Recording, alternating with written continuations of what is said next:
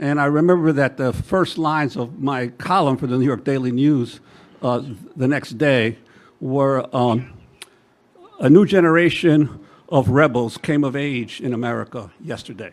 And I then tried to explain what some of the issues that the protesters were trying to raise to the people of America and around the world in a right-wing newspaper like the Daily News, which is obviously still was reaching back then an enormous sector of the working class population of this city. So I think it's only appropriate that some of us who've been involved in these movements of the past do whatever we can to try to bring reflection and understanding and analysis to what has happened to this generation that came of age in the Seattle protests of 1999, and how the movements that followed attempted to, were inspired by them, but also moved beyond what had happened in Seattle. And all these movements obviously end up having conflicts, having divisions as to which road to take. So I think it's important every once in a while for people to be able to sum up in a civil and more in-depth way, where is the movement going? So I want to salute all of you for coming, and also my colleague, Todd Wolfson. We're both together at the Media Inequality and Change Center, a joint project of the University of Pennsylvania, Annenberg School, and Rutgers School of Communication. We are basically going to do whatever we can to promote the discussion over the next day and a half. So thank you for coming, and I hope you enjoy the rest of the conference.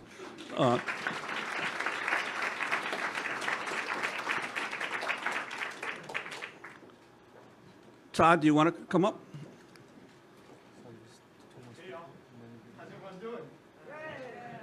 Thank you so much for getting out here. Yeah, so as Juan said, I'm Todd Wolfson. I'm faculty at Rutgers, and Juan and I and a couple other people have started something called the Mike Center, Media Inequality and Change, which is a collaboration of at Rutgers and Penn, University of Pennsylvania. And it's focused on the the real goal is to not just have another academic research center, but to do have a center that focuses on the intersection of research and action, and particularly poised at the place where technology meets social change. So that's the goal of the center. It's somewhat new. And we're really excited about this weekend. So I'm going to be brief, and then I'll call up Marisa. But I think what we wanted to flag is that there's so much rich, powerful history in Indymedia, and we want to think about this weekend, but we also really want to stress thinking about the media our movements need today. So keep that. We want you to keep that on the tip of your tongue. The late revolutionary Grace Lee Boggs once asked us to consider, what time is it on the clock of the world? And I think we know the time. Today, we find ourselves in a moment of devastating ecological collapse, unprecedented concentration of wealth and power, staggering state violence, particularly against communities of color, and a rapid resurgence of fascist formations and attacks on our basic rights. But at the same time, in the same breath, there's a response to these urgent threats. We're witnessing a new wave of resistance. So Juan was talking about 99 being the birth of something new, but we're seeing it again. That is challenging autocracy, white supremacy, and the logics of capitalism. Now, because of the way we're approaching this, we could argue that this wave of struggle stretches all the way back to the Zapatistas. And there's something to be said for thinking about it that way, and then Indymedia and the global justice movement thereafter. But whether you want to trace it to Zapatistas or not, what's clear is that this movement emerged on the heels of the 2008 and 2009 economic crisis. First in Tunisia, and we'll hear about that tonight, thankfully, and then across North Africa and the Middle East, then spreading to Europe and the US, and then touching down across the globe in places like Hong Kong and Brazil. And the point of this movement was to fight back and change our collective course. But as we watch this movement grow and emerge, I think the question we need to ask ourselves is, what's missing? If we think about this movement of movements, what does it need? And that's what we want to think about this weekend. And to think about that, we don't have to go back really very far. Take May 8th, 2019. That was a day of a global strike of Uber and Lyft drivers and cabbies. Happened here in New York, but it happened in 50 cities across the world. Or think about the September 20th global climate strike. That event, both of those events, there was great individual reporting on those events, great analysis of those events, but nothing that knitted those events together as a massive whole. So you could see the global structure of these strikes that were taking place around the world. There was no infrastructure like the Indymedia infrastructure and the role Indymedia played for the global justice movement, but also the anti-war movement in 2003. We'll hear more of this, but I want to be clear. Indymedia was a local, national, and global integrated media infrastructure for our movements. It started in Seattle in '99, but it mushroomed to well over 100 local centers around the world with independent journalists and activists making media in over 30 languages on every continent. And that was pretty quick. By 2003, I think there was something like 100 of them. And this network of independent media, at once local, national, and global, facilitated storytelling that allowed activists, audiences, and journalists to imagine a multifaceted and at times connected movement. A reader or writer could effortlessly move across a particular day of resistance and see a world in revolt. One of the moments that I think the most of is F-15, February 15th, which was a protest against the Iraq wars. And if you went to the Indymedia website, you saw a world on fire. You could see the New York protests, which were pretty radical, but you could also see the whole thing at once and move through it. It was amazing. We don't have that today. Today, instead, we have movements telling their story on Facebook and on Twitter, and those social media platforms push them towards particular individualistic ways of telling their stories. And it stops us from seeing the long history of our movements and the interconnections of our movements. So we lose our ability to imagine a transnational movement. So as you go through this weekend, we encourage you to ask, what is it? What is the media we need for our movements today? This is not an academic exercise. This is a real question. We don't just want to talk about the beautiful history of Indymedia. We want to think about the strengths and weaknesses of it, and there's both, and what we need for our movements if we're going to take them to the next level. So we have an amazing lineup for you tonight, so I'm going to get off the stage. I'm actually going to call Marisa up, but then get off the stage. But I do need to make some thank yous, so I want to thank folks who supported this, Democracy Now! Thank you so much. And so before we watch Showdown, we're first going to screen a video message that Subcomandante Marcos gave in 1997 at a Freeing the Media teach-in that took place somewhere in New York City, the Ethical Society. Was anyone there? So we'll screen a bit of that, and it's short, about 5 minutes. And then we're going to call up Malú HDT to reflect on that video in that moment and the intersection between the Zapatistas and Indymedia, because it's a pretty strong intersection. I'd say Facebook. You might say that Paper Tiger Television is live streaming this right now. Oh, fantastic. And yes, Paper Tiger is live streaming this right now on Facebook, so please find it, share it out, okay? How do you go there? Paper Tiger Television on Facebook. Paper Tiger Television on Facebook. So let's get on with this. Marisa, you want to come up, and then we'll show the Marcos piece? All right.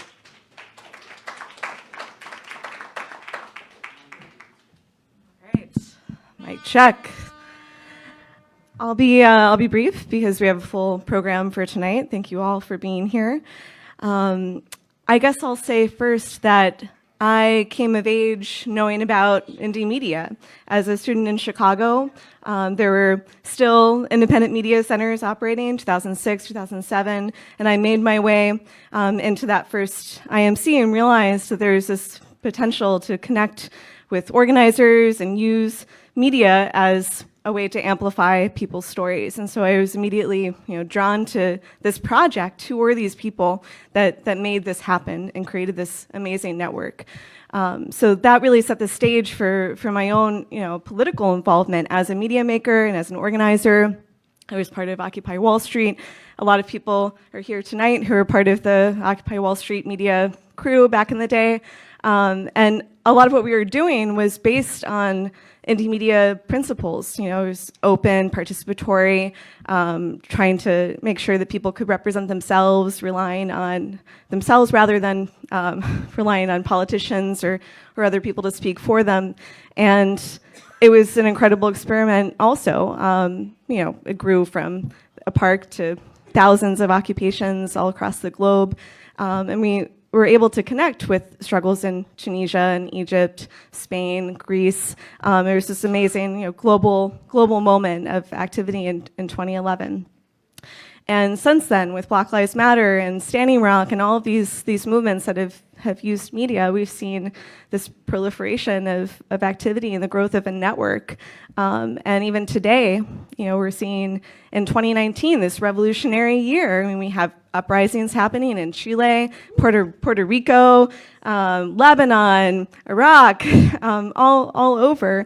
And people are really connecting through these media platforms. And so we have to ask ourselves, what is the role of media now? What is this legacy? And what can we do to support these global uprisings that are underway currently? So I'm really excited about this conference, and that the Mike Center and Democracy Now! Are able to help bring this together. I hope you come tomorrow for the workshops and panels. We've got a really fantastic lineup of Copwatch, CPU, May 1st Technology, Cyper Collective, people who are working across different sectors of independent media, people who are content producers, who do digital security work, people who are supporting political prisoners like Chelsea Manning. And hopefully through all of these connections, we can build something that's even stronger, that integrates these lessons learned from Indymedia, from Occupy, from other movements, so that we can make a really free media today. So thank you, and I hope you participate.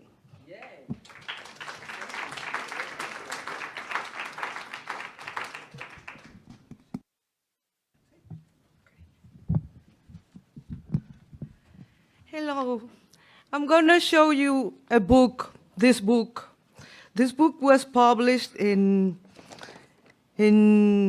called Marcos, the Great Imposture.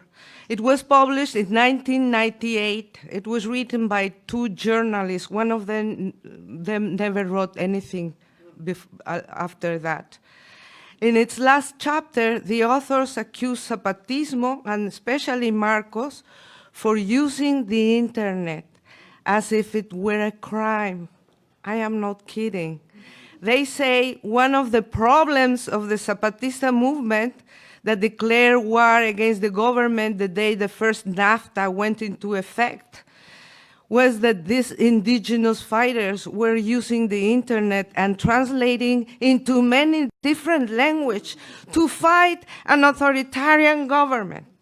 I am not kidding. And more importantly, they were not kidding, these guys. They were completely serious. They depict the use of internet as a crime by movements.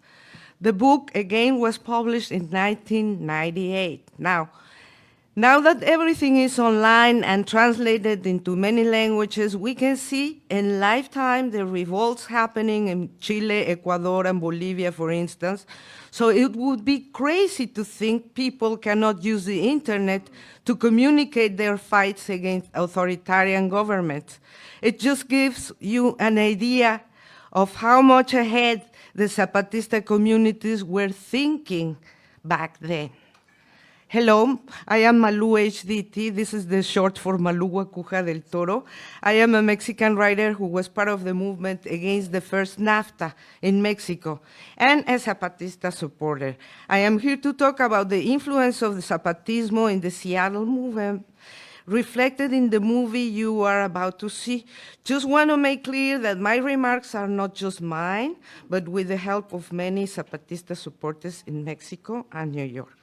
So Zapatismo brought us many powerful innovations with a completely different speech for a guerrilla movement, because their speaker, Subcomandante Marcos back then Galeano, who speaks several indigenous languages, Spanish, of course, English and French, was really talking on behalf of the indigenous peoples.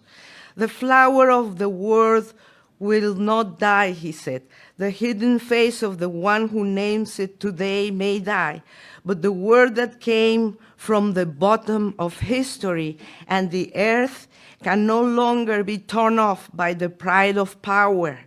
We were born from the night, we live in it, we will die in it, but the light will be tomorrow for the many, for all those who mourn the night today, for whom the day is the night, for whom the death is a gift, for whom life is forbidden.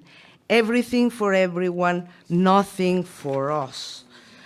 Marcos Galeano's main goal as a speaker has been always to disappear, being replaced by many indigenous speakers like Marichuy and Subcomandante Moises and others, because he has said it many times, I am just a translator. I speak on behalf of many voices, and you can see it by reading it.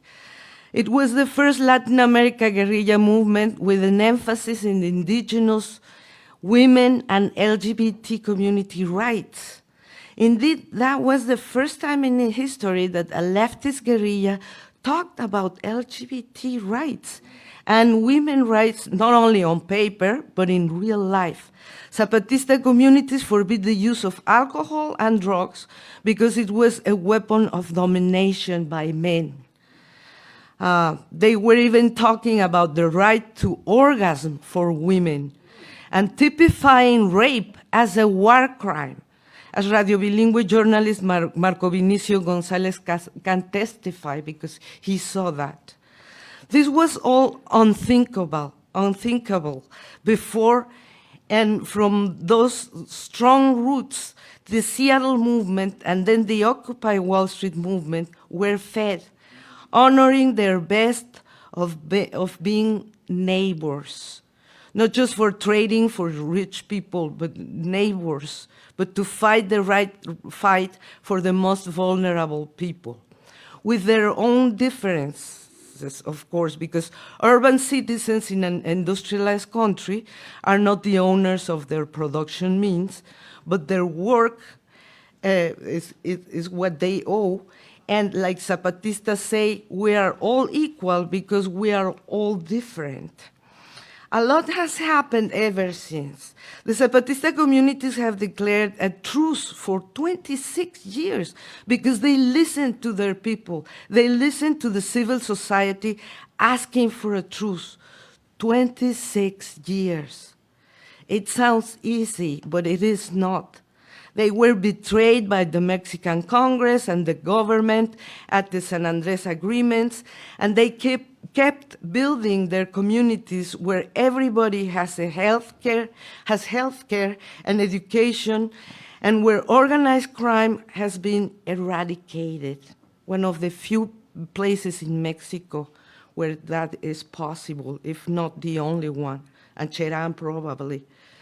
The difference between now and back then is that while the Mexican people used to be against the government and with the indigenous communities, they are now with the government and against the Zapatista movement and against the National Indigenous Congress.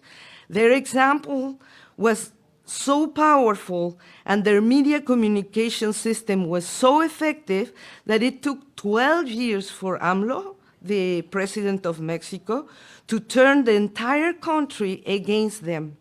Now there are troll farms paid to isolate them, and of course they continue on their military organized crime attacks.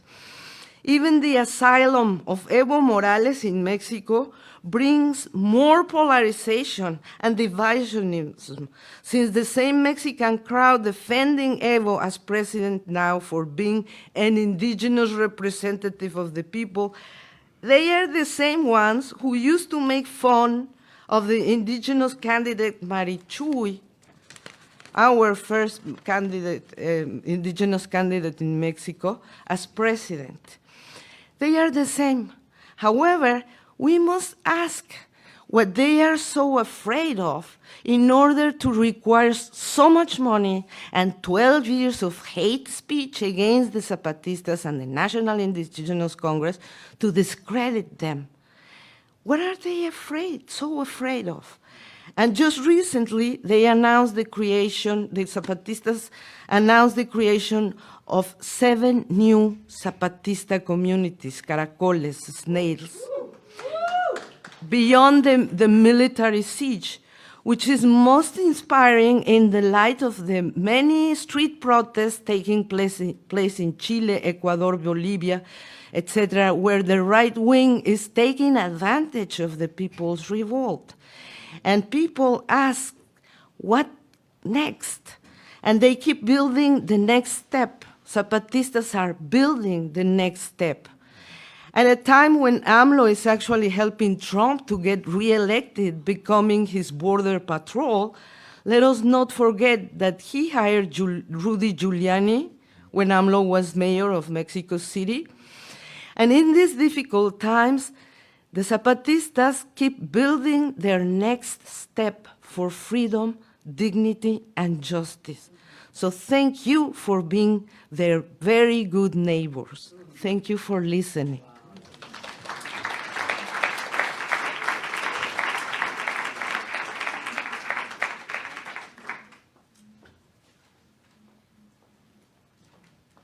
Now, we're just going to move right into the screening of Showdown.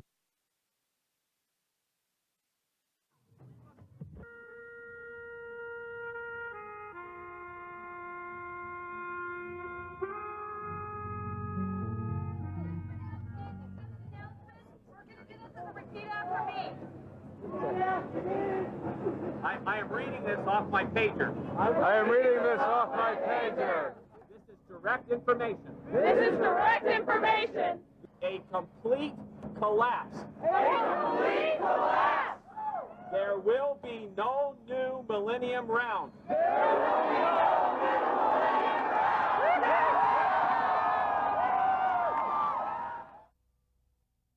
I went up to Seattle to start a brand new world built from the heart.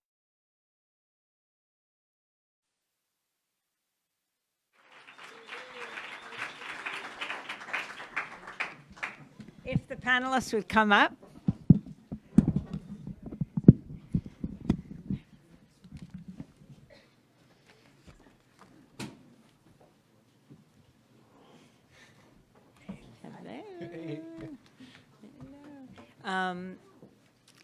Henda, come on up, and Lorenzo. Well, first of all, huge congratulations to all the folks that put this together. I think Dee Dee Halleck is also here with Paper Tape, who is one of the coordinators of this whole project. And it's also wonderful to see all of Juan and my colleagues here from Democracy Now! Over the years, like Ana Noguera and Mark Reed, Juan Carlos Davila, who will be speaking tomorrow about the uprising in Puerto Rico. Renee Feltz, I think, is here, who's coordinating the big Battle of Seattle +20 next weekend in Houston. As well as Karen Ranucci, who's behind the camera. And there's Julia, who is our social media fellow. But this is just to say that so many people have been a part of this independent media movement. Juan and I were in the streets of Seattle in 1999. Dee Dee was filming. It was our first attempt at doing a television show that we were just doing radio at the time.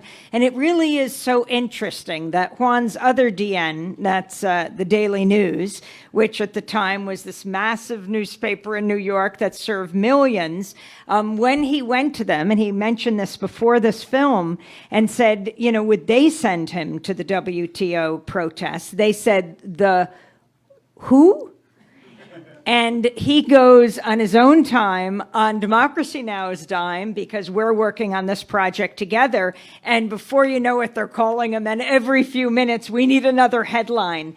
And I also just want to comment that when you looked at the media in Seattle, you had television stations like Como that were put out a memo that said no reporter is to name any person or organization that engaged in civil disobedience, right? By that rule, we would never have known who Dr. Martin Luther King was or others if that was applied in other situations. But to give a sense of the media at the time, when the CNN was reporting that no rubber bullets were being used, Indymedia.org was showing people holding handfuls of rubber bullets, and Indymedia.org was getting more hits, over 1 million hits, than CNN.com. This was really the rise of independent media, and that's what we're going to talk about today. Not only back in 1999, but then talk about what this means for today and for liberation movements from back in Seattle to the Arab Spring to, well, what we're seeing today and the forms of independent media that are flourishing today. So we're going to begin with Jeff Pearlstein, who you saw in the film, who was co-founder of Seattle Indymedia and Media Action Grassroots Network. Jeff, just talk about how you ended up putting together Indymedia, how this all happened. Hi, it's great to be here. So thanks for the folks who convened it. I just really want to appreciate that. It's a really inspiring reunion, and it's great to see people all around the room and know people. There's people all around the country, as was mentioned, and in all sorts of other countries who are celebrating this kind of phenomenon. So we really want to thank the hosts. How do we put it together? Well, I think there's a lot that could be said about that. But what I wanted to mention, you were just saying that Juan's editors didn't know about WTO, and I'll just to be honest, cop to it that in March of 1999, I didn't know what the WTO was, and I was pretty plugged into organizing and social activist work at that point in time. And there were starting to be these weekly meetings in Seattle. As someone who'd been living there for about 7 years at that point, doing a lot of activism and that sort of stuff. Weekly meetings by different organizing coalitions that had come to town to help set up, but also folks who were affiliated with movement organizations in the Global South who were doing these kind of teach-ins, kind of build awareness. And I was fortunate to attend a couple of those, and over time got a sense, this is going to sound kind of silly to say now, but that this was kind of big, and something was really happening, and there was a lot of people going to maybe be coming to town. This was really significant, of course, politically,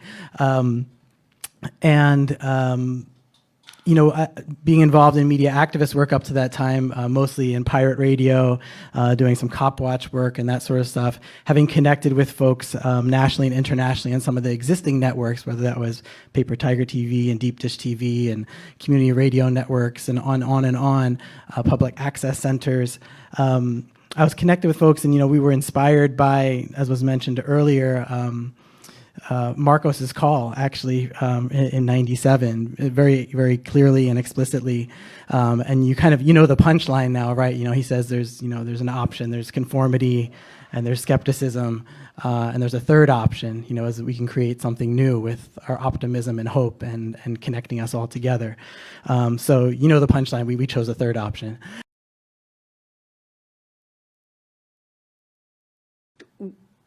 Yeah, I mean, it's amazing. Thank you for organizing this. It's amazing to be back here 20 years later with so many of the people who I had the honor to share the streets with those days. I mean, when our small team came to Seattle to be part of this massive convocation that Jeff and Indymedia Seattle were created, I mean, our hopes were not particularly high. We didn't expect very much. I mean, this was, the 90s were for us the kind of the absolute political rock bottom for kind of social movements in the Americas. I mean, the labor movement had been, beaten up for like decades by Thatcher and Reagan. The national liberation movements in the guerrilla in Latin America had been murdered in the mountains in the 80s.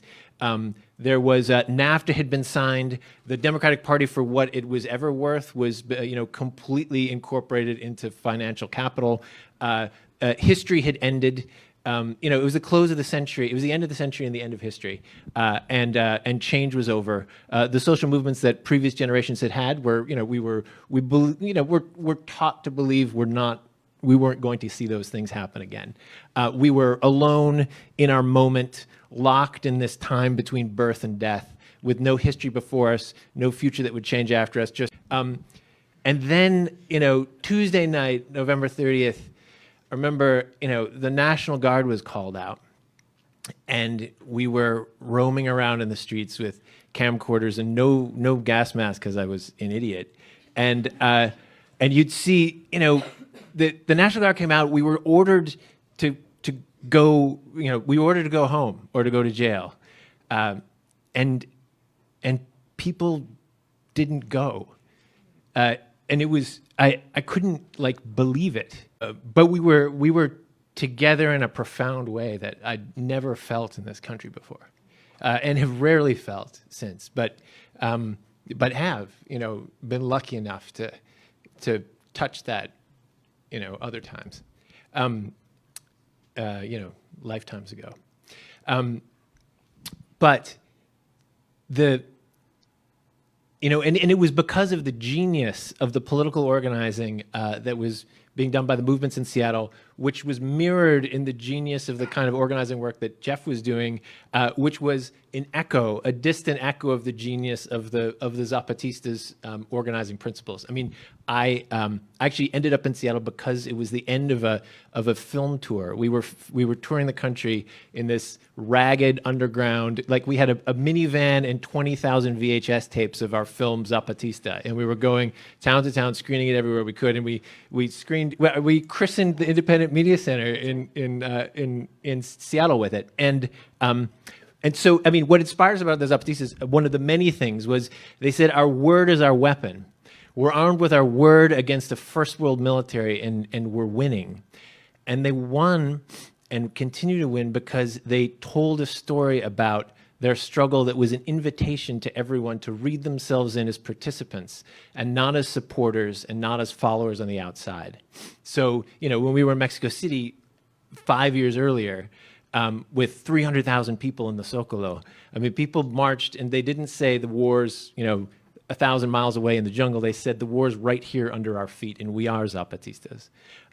So that radical humility and openness that invited people to participate in this movement, without being subsumed in it, was mirrored in the organizing the direct action, and was present in the media organization, in that we came in as a collective of collectives, and we produced these things jointly. And I should pass the microphone.